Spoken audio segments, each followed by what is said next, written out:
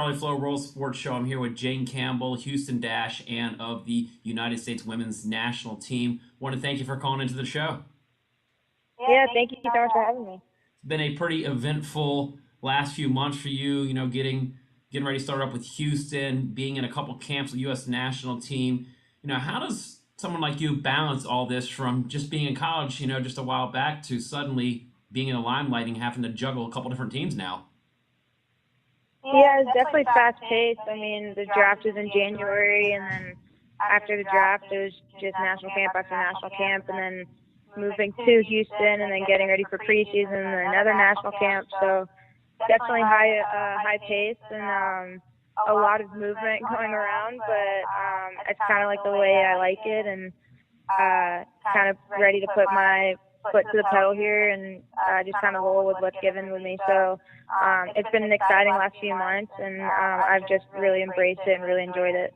I'm sure you got a lot of your time management skills through Stanford. That's not an easy school. No, not at all, to say the least. But yeah, Stanford's a great place, and I've learned so much with my time there, and very thankful to have gone there. Now, when did it ever start maybe becoming a realistic possibility that you'd be able to, play this sport professionally? I would say it was always a goal of mine ever since I was little. Maybe around like 8 years old, it was like a dream of mine. And then when I got to be around 14, 15, making the youth teams, I was like, okay, maybe I'm pretty good at this and this whole soccer thing. And then my freshman year of college, I didn't really have that great of a year actually, but I knew I could do great things there and at Stanford. And I was kind of just like, if I can embrace this life and embrace soccer as a sport and a culture, I know I could grow as a player and a person. And I would probably say for sure after my freshman year, I knew I could play. And ever since that feeling of kind of like failure my freshman year, I was like, okay, I'm not going to take that for an answer. And I just kind of went with it and ran with it. Even draft day, walk us through those emotions, because for every athlete, you see all the projections. You're supposed to be taking this round, that round, but I've talked to a lot of athletes. Even if they know they're like an automatic like first, second pick, they're still nervous. Definitely nerve wracking, but it's once in a lifetime experience to get drafted. So just every emotion possible was there at draft day, and my mom and dad were there, and my brother was watching online. So it was just super cool. I mean, it was unimaginable, to be honest, and just so thankful my name got called at any point in the draft, and very thankful Houston picked me up, and it was just an amazing day, one of the best days of my life. So being a goalkeeper, it's a very unique position on the field and requires a different type of skill set and different type of mental set. How did you get into playing goalkeeper? I always wanted to play when I was little, actually. I mean, even back when, I was like a rug rat, but they never would put me in just because they, I guess, assumed I would just always run around and be kind of like the Energizer Bunny on the team. And so they didn't really let me play. And then when I tried out for travel ball, which was around like 9 or 10, I was like, oh, I want to try out as a keeper. And then still then they wouldn't really let me. So they would like let me play at half. And then in the other half, I'd have to play on the field. And then when I was about 13, my coach was like, okay, you kind of need to decide what you want to play and what position and kind of stick to it if you want to commit to the sport. And I was like, okay, easy enough. So I'll play in goal. And I think secretly she wanted me to say that I wanted to play on the field, but I knew deep down I wanted to play in goal. And also playing basketball growing up really helped a lot, I think, and that came from my mom. So when I was about 13, I would say I definitely committed to being a keeper.